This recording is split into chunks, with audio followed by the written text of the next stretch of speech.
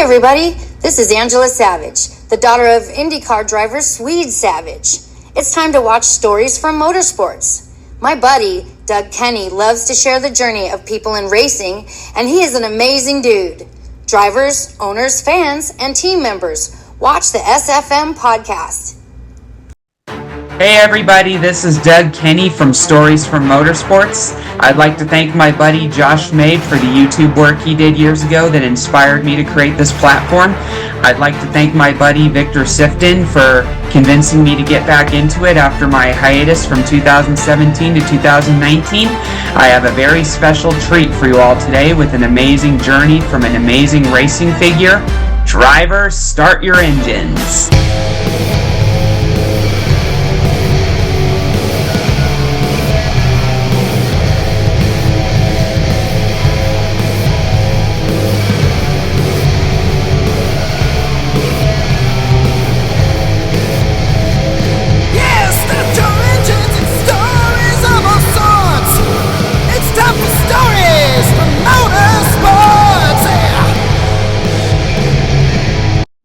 Positive way. And you actually, though, one of the tracks that actually does pretty good with some of that is Iowa.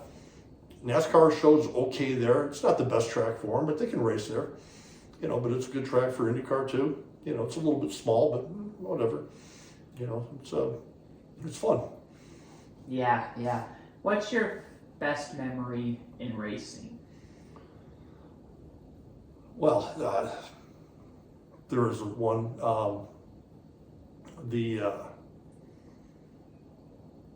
I don't know. I mean, like winning the Trans Am race at Watkins Glen in 1990.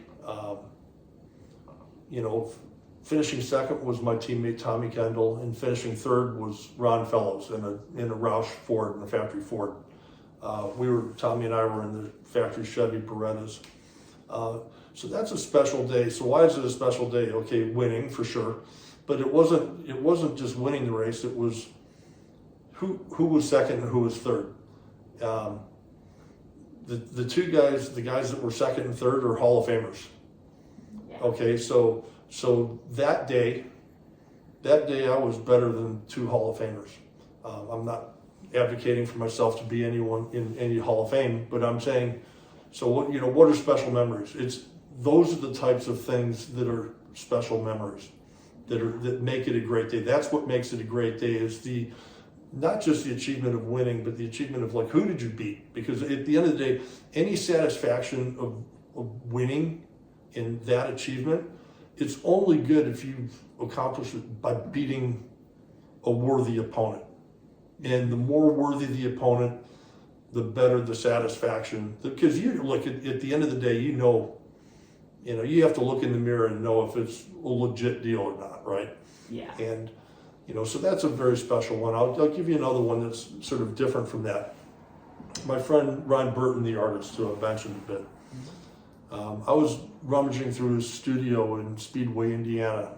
This was back in the 1980s. This would have been probably around 87, 88, something like that. So you could figure it out because Al was back driving for Penske. But Al Senior, that is. But anyways, I found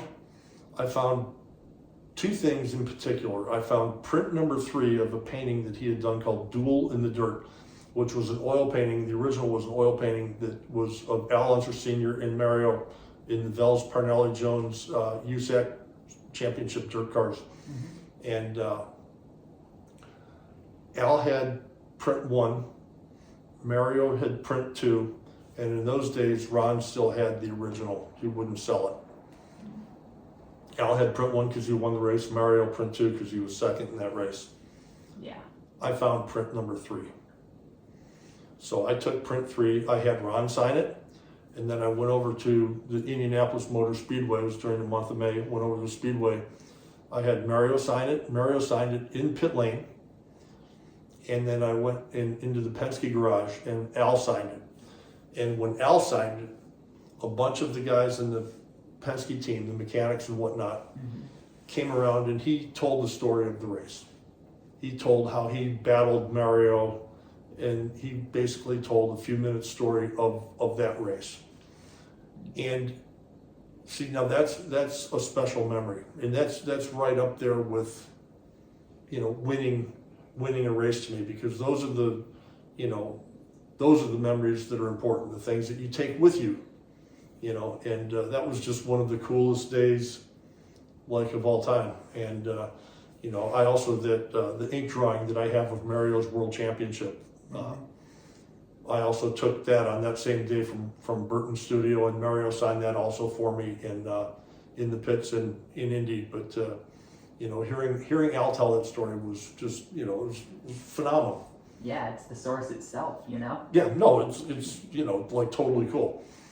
Yeah, do you want to hear a similar experience I had? Of course. When I was in Nashville for that Grand Prix in 2021, within 10 minutes of arriving for the whole weekend, meaning the 4 days there, right, I knew right away it was going to be a great weekend, because I entered the track with my ticket, and the first person I run into, or he ran into me literally in this case, was Roger Penske in his golf cart. Oh, in the golf cart, right on. I just remember feeling like a tap after a screeching sound, and got a bruise out of it, and then I saw it was behind the wheel, it was Penske, and I just got to have a picture with him and chat with him for a bit. Oh, that's cool. Yeah, that was a good moment. And then I remember meeting little Al later on, Al Unser Jr., and he was dealing with the loss of his uncle Bobby, and then his cousin Bobby Jr. Right. And so I expressed my condolences to him, and asked him a story about Bobby, and he told me about his reaction to when Bobby won his third Indy win, and then he told me a story about what it felt like winning number 2 for himself. That's cool, right? Yeah. Yeah. He told me how he was able to pull off that victory against Emerson Fittipaldi, because he said he was coming for Fittipaldi during those final laps, right, and then Fittipaldi, out of nervousness, went out of the groove and hit the wall, allowing Al Jr. to win. Let's face it, that was even though it was only for a few years, because there was a big age difference between Mo and Al Jr. But let's face it, looking back, those two guys had some crazy ass good races at Indianapolis. I mean, they put on a hell of a show. Neither one was given an inch. It's pretty cool.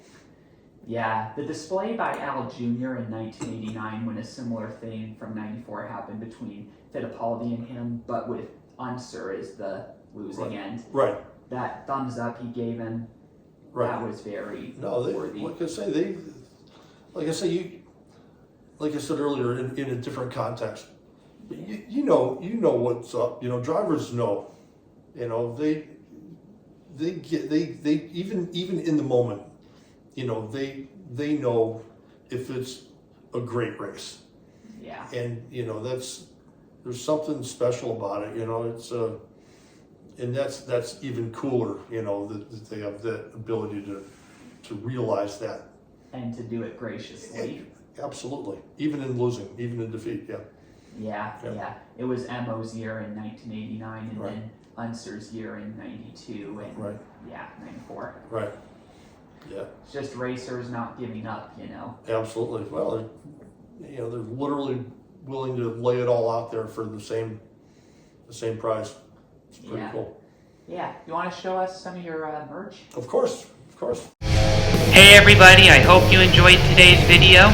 Please hit like and subscribe if you did so, and please continue supporting our amazing guest. And everybody, we'll see you next time on SFM. Hi, this is Ted Warner speaking. While the checkered flag is waved for this program, stay tuned for next week for the next episode of SFM. Thanks to Doug Kenny for what he does for motorsports.